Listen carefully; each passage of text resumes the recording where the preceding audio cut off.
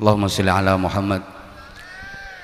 Kula mestine langsung rampung, tapi guru kula mursyid kita Maulana Habib Lutfi bin Yahya ndawuhi kan lanjut nggih, walaupun 5 menit harus saya lanjut.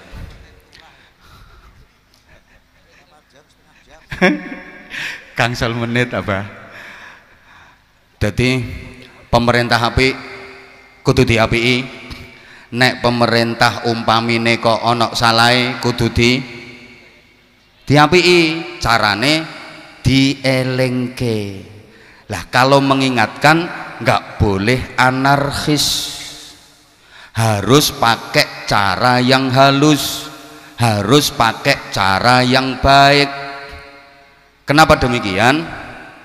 Pemerintah itu pemimpin, kita rakyat itu yang dipimpin.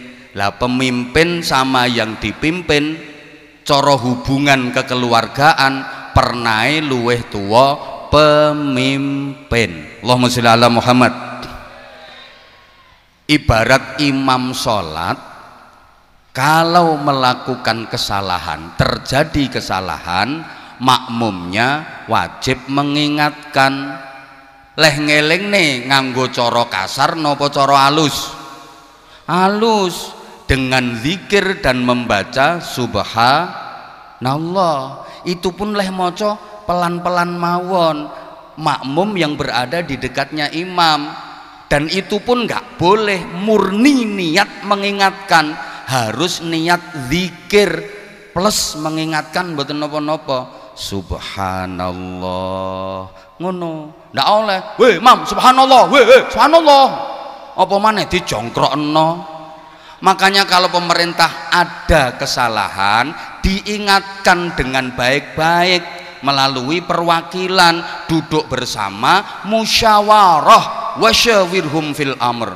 Nggak ada persoalan yang nggak akan selesai dengan cara musyawarah. Nggak boleh nggawa watu, lempar-lempar batu pakai maca takbir Allahu Akbar kaya balang jumroh. Lah sing joko polisi, mbok anggap polisi ku setan. Halo, halo. Nah, saiki kalau diingatkan kok masih nggak bisa, diapakno? Didongakno, pasrahno dateng Gusti Allah. Dulu ada pemerintah zalim, rajanya namanya Fir'aun, luar biasa zalimnya. Itu pun Allah mengutus Nabi Musa dan Nabi Harun untuk mengingatkan Fir'aun dengan cara halus. Wa qula lahu qawlan layyinan la'allahu yatadzakkaru aw yakhsha. Beritahu Fir'aun dengan cara yang halus, ndak boleh ngamuk, harus pakai etika.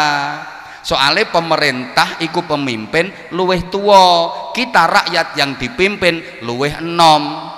Yang muda kepada yang lebih tua harus pakai etika. Nuwun sewu contoh sederhana, bapak sama anak itu sama-sama manusia. Bapak kalih anak niku sami wonge, tapi hubungan pernai luweh tua bapak. Makanya bapak kalau nasihati anak biasa, tapi anak kalau sama bapak harus pakai adab, harus pakai etika. Bapak leh nuturi anak yo, nak wis arep maghrib, ayo nang adus yang bersih. Iki anake bapak pinter kok adus, aja mumet ae lho ya.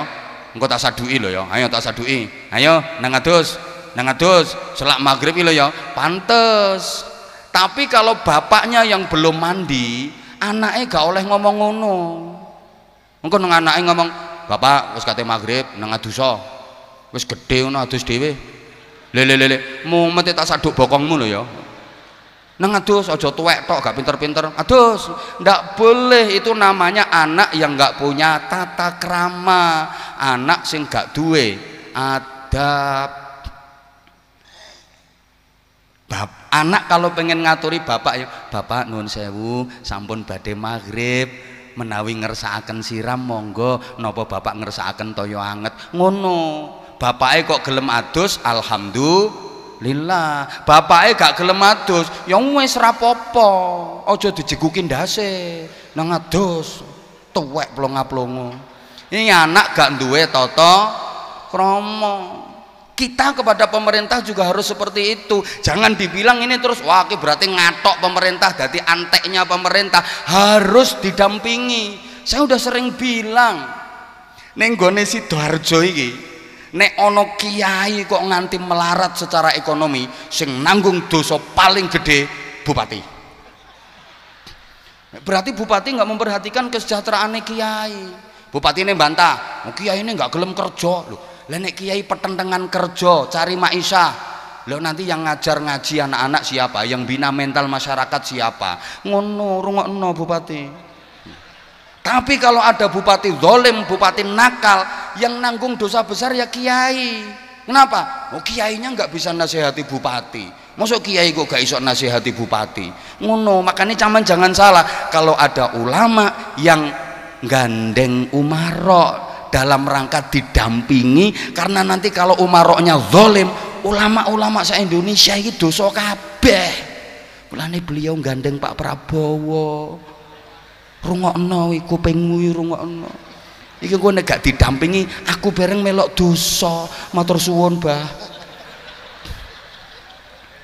mantune bareng ya katut dosa. Meneng kowe iki.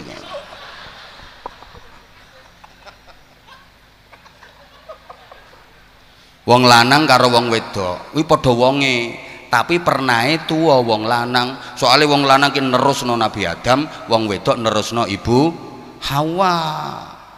Lah sehingga nek wong lanang karo wong wedok gak patek tata krama titik gak apa-apa, tapi nek wong wedok wajib beradab.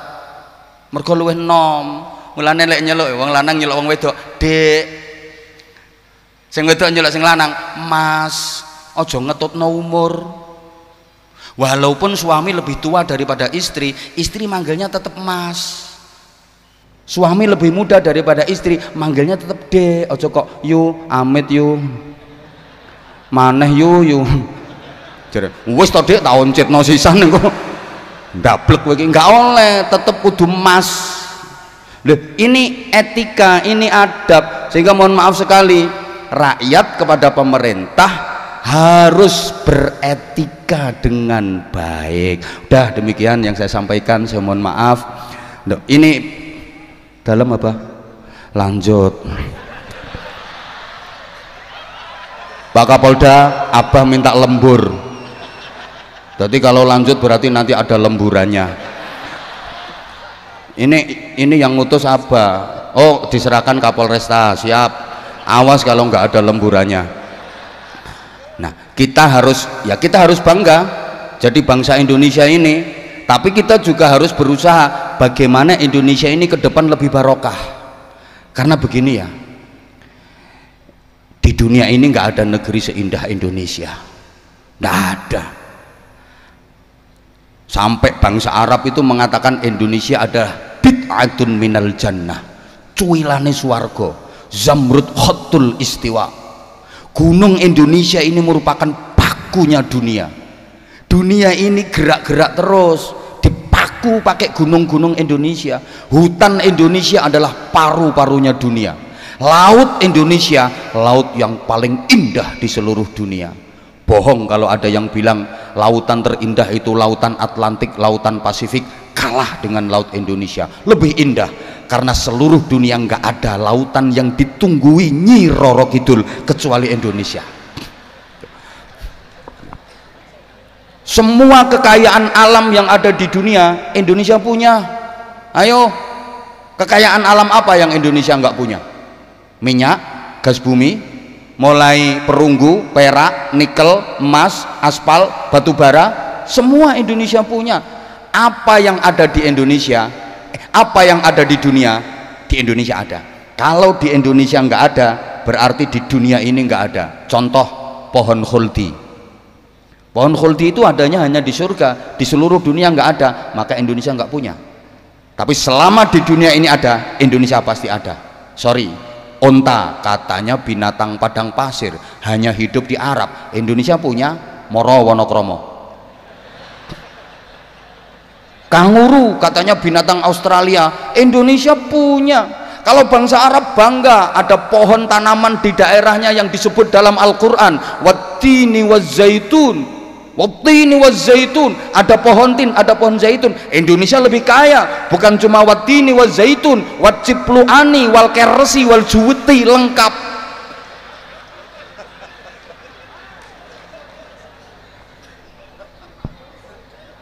Loh, tapi maaf ya, kita masih harus banyak berbenah. Harus banyak berbenah.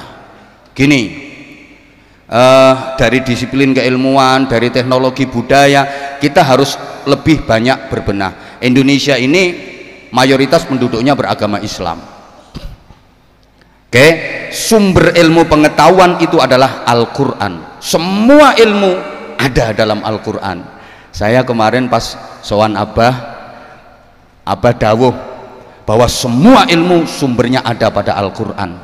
Saya ingat ini ilmu yang luar biasa buat saya yang sowan mantune gak melu. Lagi contoh sederhana, ini aja loh. Afala yanzuruna ilal ibili kaifa khuliqat. Itu bicara ibil, onta, berarti ini ilmu biologi. Wa ilas samai kaifa rufi'at, bicara sama langit, berarti ini ilmu antropologi. Wa ilal jibali kaifa nusibat, jibal gunung, berarti ilmu vulkanologi. Wa ilal ardi kaifa sutihat, bumi, ilmu geologi, lengkap. Nah, sekarang ada ilmu yang mencakup semuanya, namanya Googleologi.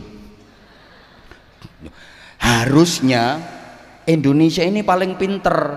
Kenapa? Sumbernya ilmu itu Al-Quran. Yang punya Al-Quran umat Islam. Indonesia mayoritas penduduknya beragama Islam, harusnya paling pinter.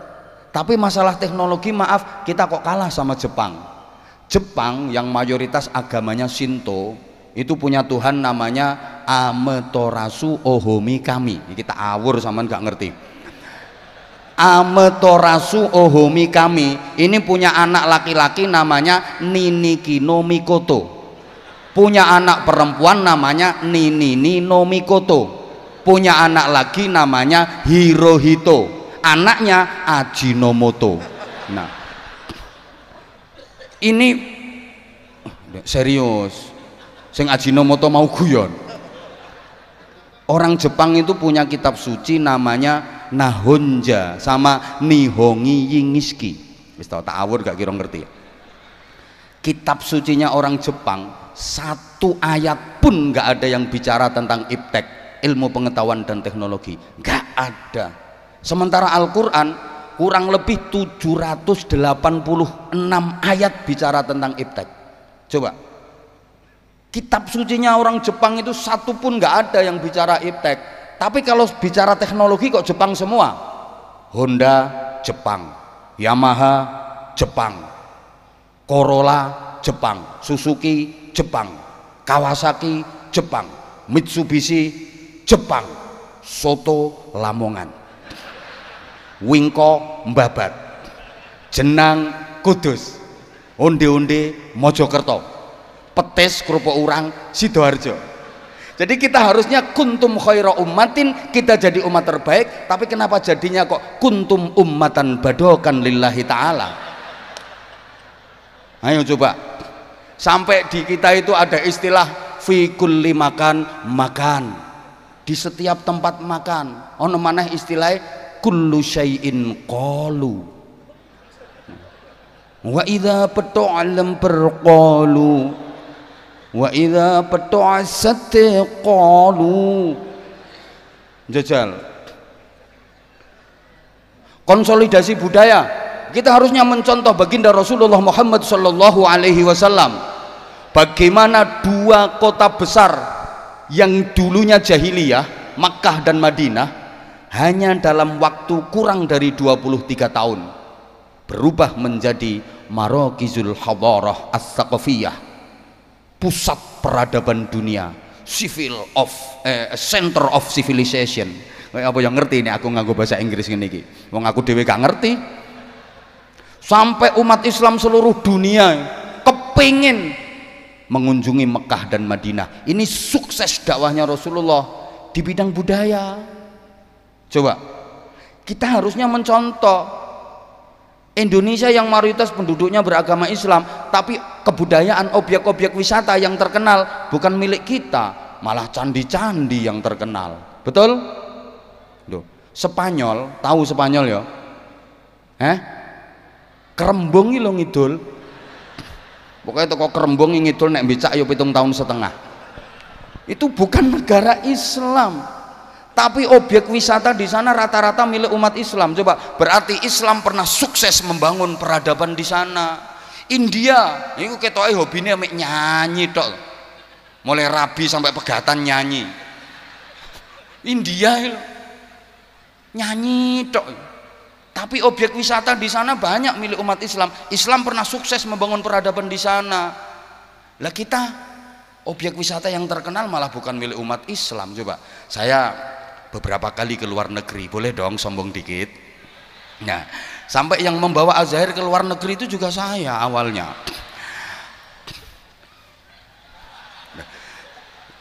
Saya pas di Hong Kong itu pernah ditanya sama orang, "Where are you from, Mister?" Tuan dari mana? Saya jawab, "I am from Indonesia." Saya dari Indonesia.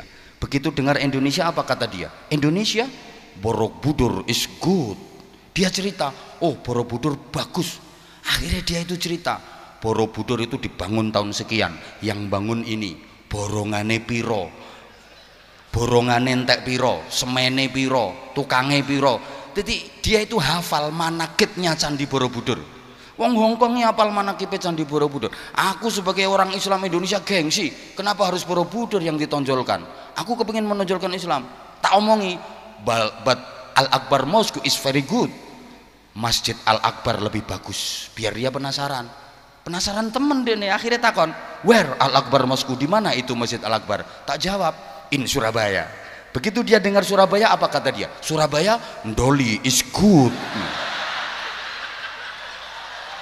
Jadi, Kapolda yang guyu loh. Ndoli yang sudah bubar ini lebih terkenal daripada Masjid Al-Akbar. Ini tugas kita bersama, gitu loh. Ini tugas kita bersama.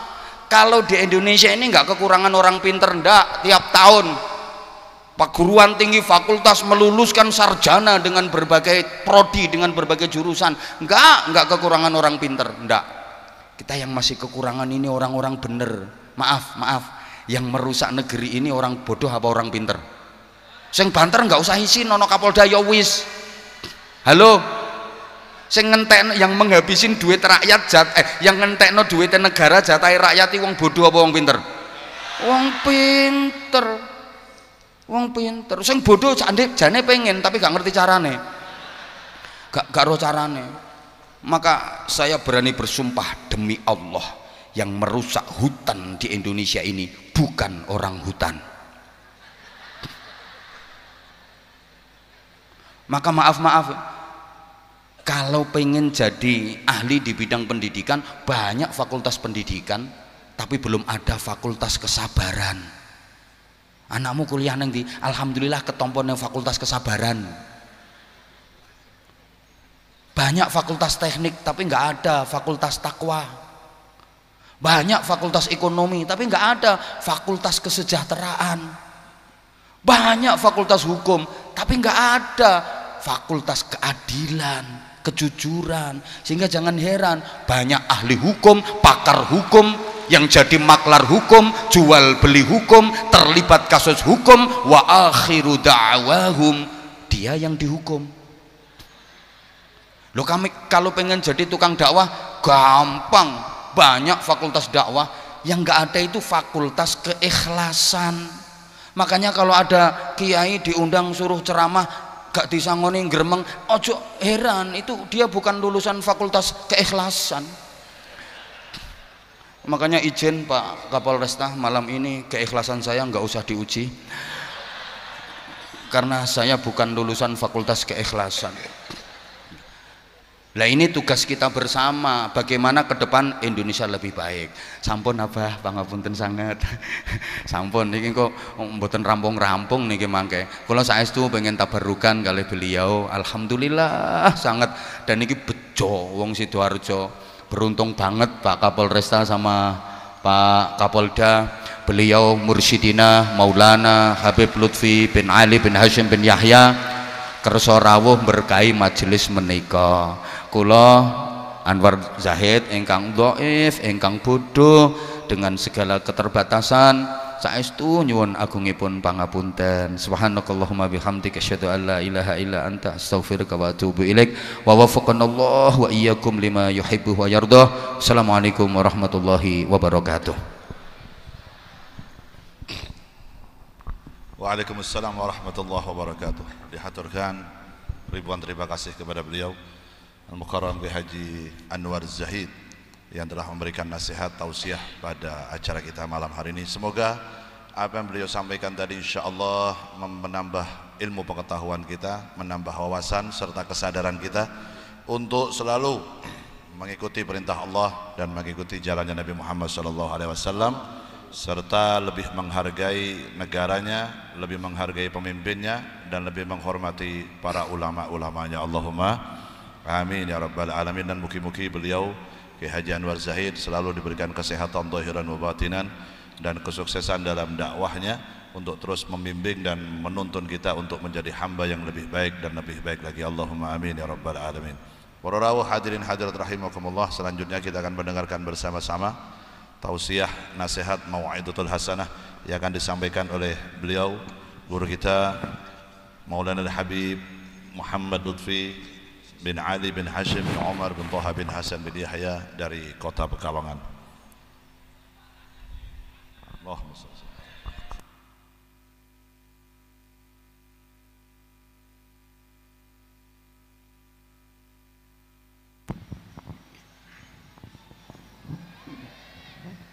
Assalamualaikum warahmatullahi wabarakatuh. Salam sejahtera untuk kita semuanya. Alhamdulillahil awalu bila ibtida wal akhiru bila intiha, jami'us sifatil ulya wal izzati wal kibriya, wassalatu wassalamu ala imami ahli sofai wal wafa, qutbil anbiya wal awliya, sayyidina wa maulana Muhammadin khairid dawa likulli saqamin wada, rahmatan wa syifa fi sirri wal jila, wa ala alihi wa sahbihi madamatil ard was sama. Amma ba'du, ayyuhas sadatinal a'izza wal fudala, yang saya hormati, yang saya banggakan, para sesepuh, bini sepuh, para alim ulama, para habaib, khususnya akhina fillah Bapak Kiai Anwar Zahid. Semoga beliau diberi sehat wal afiyah zahiran wa batinan dalam membimbing umat. Begitu juga para sesepuh bini sepuh yang lain. Maaf apabila saya tidak bisa menyebutkan satu persatu. Bukan berarti kita mengurangi takdim hormat kita tentang para beliau-beliau.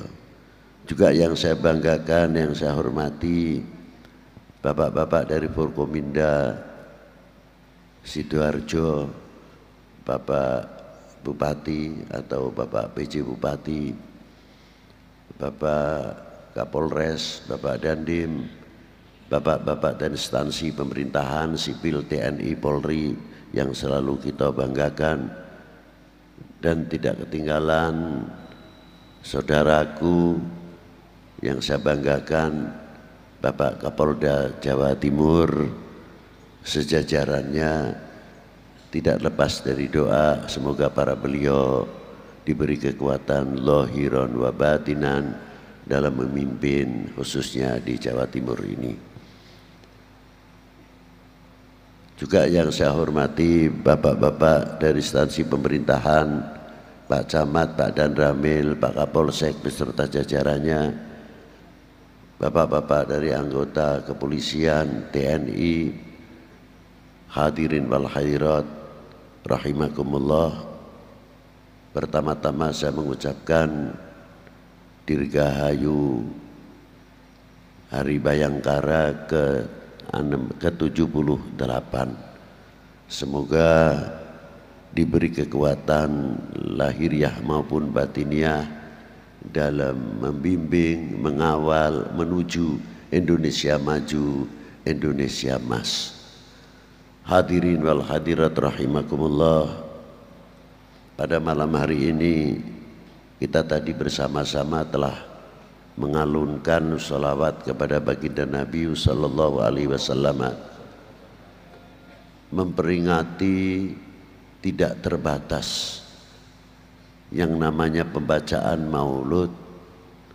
Tidak harus bulan kelahiran baginda Nabi sallallahu alaihi wasallam saja, karena memperingati selalu akan menambah mahabbah, akan menambah kecintaan, dan akan semakin kenal kepada seseorang yang tidak pernah dipanggil oleh Yang Maha Pencipta dengan namanya belaka. Bahkan yang menciptakan sendiri memberikan satu contoh nilai-nilai akhlak, nilai-nilai adab. Kalau panggilan kalimatun nida hanya kita dapati 3 ayat. Di antaranya wa ma Muhammadun illa rasul, tapi pangkat rasulnya tetap dibawa. Muhammadur Rasulullah ini khobar, pangkatnya tetap dibawa Rasulullah. Tapi panggilan Allah Ta'ala yang langsung kalimatun nida, ya ayyuhan nabi, ya ayyuhar rasul, ya mudaththir, ya muzammil, Yasin, Toha, yang menciptakan demikianlah memberikan contoh takdim hormat kepada seseorang yang tidak pernah dipanggil dengan namanya belaka. Ternyata panggilan-panggilan tersebut adalah mengangkat kewibawaan yang memanggil, bukan yang dipanggil saja. Kalau Rasulullah tidak, Rasulullah lebih sudah dijaga oleh Allah, segala pangkat ada pada baginda Nabi sallallahu alaihi wasallam. Bagaimana kalau kita memanggil, umpamanya bisa mengangkat yang memanggil dengan akhlak dan adab. Contoh yang mudah, ada ustadz yang masih muda, umurnya masih 25 tahun atau kurang, sudah mengajar apalagi hafid. Anak kita sekolah, yang mengajar beliau.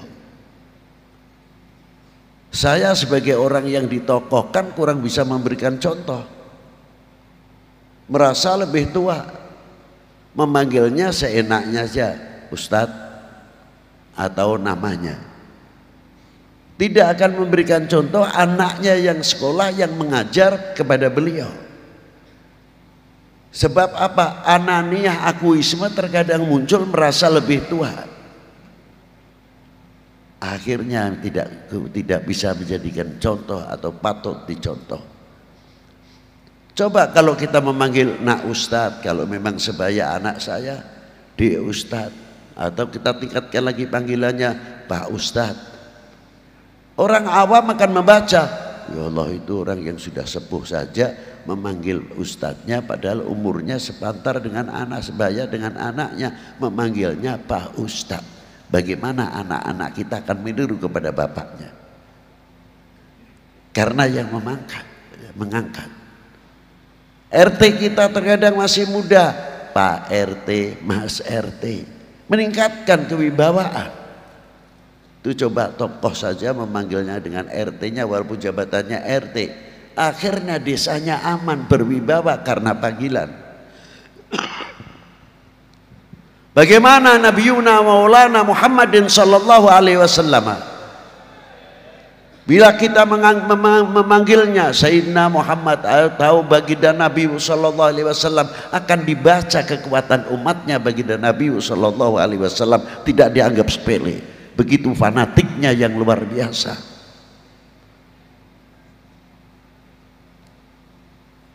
Sebab kelahiran baginda Nabi sallallahu alaihi wasallam bukan sembarang kelahiran. Kelahiran yang sangat khususiyah, yang diistimewakan oleh Allah Subhanahu wa taala. Biasanya cok takon, "Beb, lagi wis kudu bulan Maulud wis Maulud." Ya saya jawabnya ya mudah saja. Apakah pengibaran sangsaka merah putih itu harus 17-an? Coba. Lah nek ngenteni 17-an, untung-untung sekarang TV-nya sudah berwarna. Nah, kalau dulu TV-nya hitam putih, orang ngarani benderane dhewe hitam putih ya untung. Itu. Kita kibarkan selain 17 Agustus supaya apa? Mengingatkan kepada bangsa Indonesia merasa memiliki, merasa handerbeni. Karena di dalam merah putih itu bukan sekadar dua warna. Karena di dalam merah putih ada kandungan. Yang pertama, harga diri bangsa, kehormatan bangsa, jati diri bangsa. Dan perlu diingat bahwa merah putih itu tidak tegak sendiri. Penuh pengorbanan.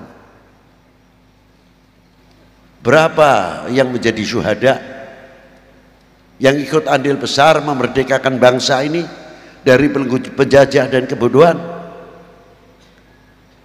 Lihatlah di Taman Pahlawan kita. Apakah kita pernah mengajak anak-anak kita, entah Jum'ah apa hari apa gitu, diajaklah, minta izin sama Pak Bupati, Pak, saya mau mengajak anak-anak kita SMP, SMA atau dari mulai SD, kita kenalkan siapa yang tertanam, yang terkubur di dalam Taman Pahlawan. Biar bertanya anak-anak kita, siapa ya beliau-beliau itu? Ada yang kopral, sersan, ada yang kapten, ada yang letnan dan lain sebagainya. Biar tanah anak-anak kita. Iki sebabnya sedo piye to, Pak? Wah, iki perjuangannya luar biasa. Buyen sing lemparake granat, weh iki londo sing mati pirang-pirang. Jasane ning piyambake dhewe akhirnya ketembak. Iki jasane luar biasa. Anak itu mulai tertanam.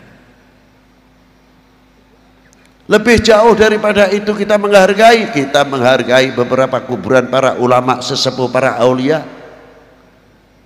Yai sopo, bukan sekadar khol saja, riwayatnya, hidupnya, ibu bapaknya siapa, bagaimana cara mendidiknya, di mana beliau punya guru, beliau belajar apa saja di pesantren A, C, B, sehingga tahu santri-santrinya tidak ditanya, biyen gurumu ngajine napa? Duka nggih, mboten semerep. Maneh-maneh duka ae ora nolya. Karena apa? Kepaten obor. Sama apabila kita melihat merah putih hanya sekadar lihat merah putih, tidak melihat di belakang, latar belakang merah putih berkibar kembali. Berapa jasa-jasanya para ulama, para aulia. Di samping satu sisi tanggung jawab bagaimana pensiaran agamanya, satu sisi bertanggung jawab berhadapan dengan penjajah dan lain sebagainya. Jangan dikira andilnya kecil para ulama khususnya dalam kemerdekaan bangsa ini. Satu butir nasi saja, satu butir nasi yang andil itu luar biasa. Dari mulai mencangkul sampai meluku, garu, tebar, sampai nandur, tanam, sampai panen dan sampai jadi nasi, berapa tangan yang andil. Bagaimana agama ini? Bagaimana negara ini, bagaimana bangsa ini, bagaimana agama ini, dan selanjutnya bukan tangan satu yang andil, banyak sekali. Sering saya ulang-ulang, sampai doanya luar biasa, doa yang penuh kepedulian. Allahumma barik lana, bukan barik li. Ya Allah, semoga engkau memberkahi kami. Sing liwet ke yoleh, sing natak ke mam yoleh, sing paneni yoleh, sing tandur yang mendapatkan, yang menjaga yang mendapatkan, masuk semua dalam Allahumma barik lana fima rozaqtana, titiknya. Kepedulian sudah diajarkan oleh Rasulullah SAW. Dan bagaimana kepedulian Rasulullah SAW terhadap umatnya ketika Rasulullah mendapat satu kehormatan dari Allah Subhanahu Wa Taala. Assalamu alayka ayyuhan nabiyyu wa rahmatullahi wa barakatuh. Langsung ingat kepada umatnya, langsung kepada ulamanya as-salihin. Assalamu alayna wa ala ibadillahi jauh Rasulullah sallallahu alaihi wasallam. Maka dengan adanya peringatan Maulid Nabi ini untuk meningkatkan kecintaannya kepada Rasulullah sallallahu alaihi wasallam. Jangan sampai kita melentur kecintaannya kepada baginda Nabi sallallahu alaihi wasallam. Man ahabbani kana ma'i fil jannah. Barang siapa cinta kepada aku, kelak bersama aku dalam surga. Ini jaminan bagi orang yang mahabbah. Ini satu. Ma'asyiral muslimin rahimakumullah. Karena melenturnya kecintaan kita kepada Rasulullah, juga otomatis nanti akan merambat kecintaan kita kepada bangsa dan tanah airnya. Kita tadi melihat sabda Rasulullah SAW yang dipun bawa oleh Bapak Ki Anwar Zahid tadi. Saya dengar sepintas kecintaannya kepada dunia Arab. Li'annil Arabi, saya adalah bangsa Arab. Ini nasionalisme yang ada Rasulullah SAW supaya ditiru. Di mana dilahirkan supaya ditiru bangsa-bangsa, umat-umat yang ada di negara-negara. Apakah kita malu kalau kita mengakui saya adalah bangsa Indonesia? Ini tantangan. Apabila kita kuat, kita berasa lalu saya adalah bangsa Indonesia, kebanggaan yang luar biasa, kefanatikan yang luar biasa akan memperkuat cintanya kepada bangsa dan tanah airnya. Itu yang luar biasa.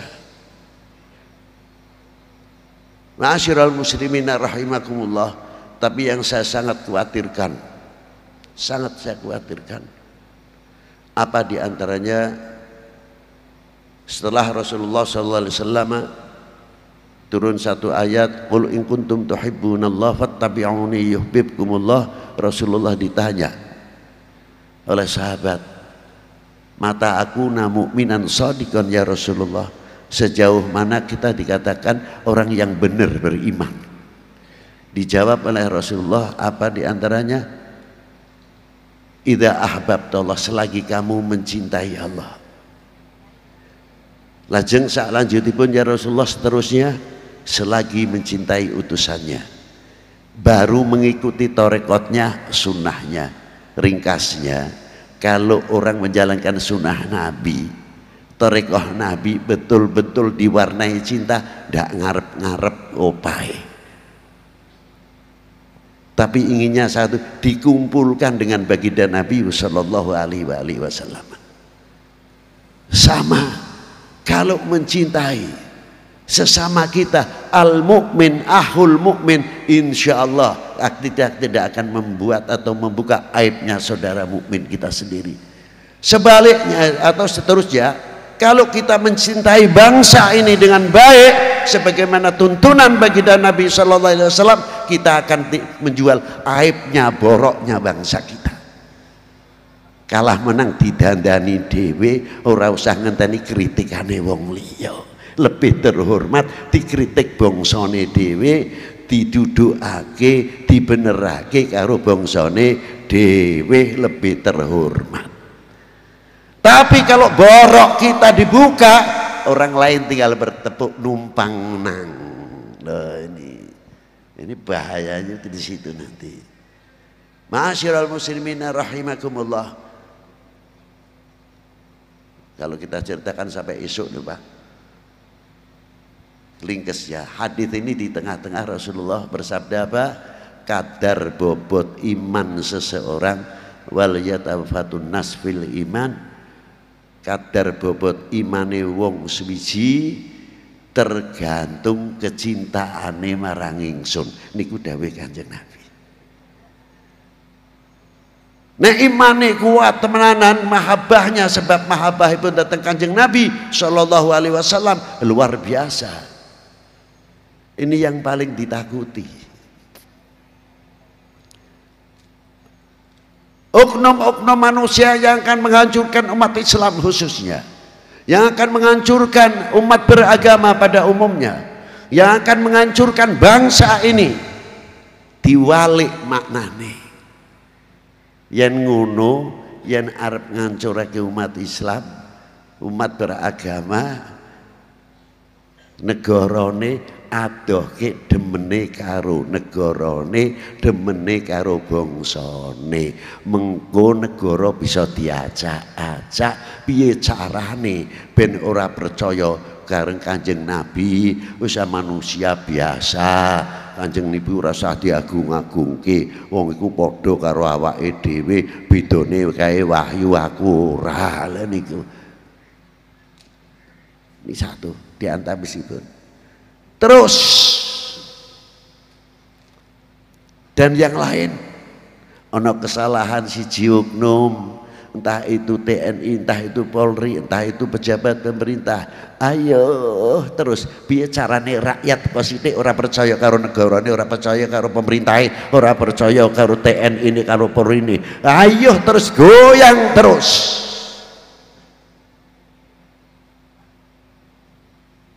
Itu diantaranya. Kalau sudah termakan, makanya Indonesia tinggal dibagi piro. Setuju jenengan? Kalau Indonesia pecah belah, setuju jenengan? Wahai bangsaku yang kubanggakan, relakah negerimu ini terpecah belah?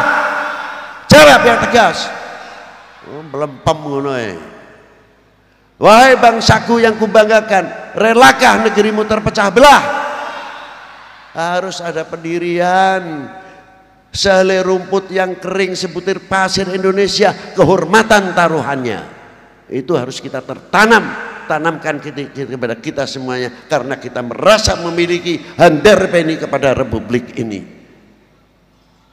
Niki dawuh Kanjeng Nabi muhal goroh, niki pun dados isyarat saking Kanjeng Nabi sallallahu taala alaihi wa alihi wasallam. Cinta adalah benteng yang paling terkuat di dalam agama maupun di dalam kebangsaan.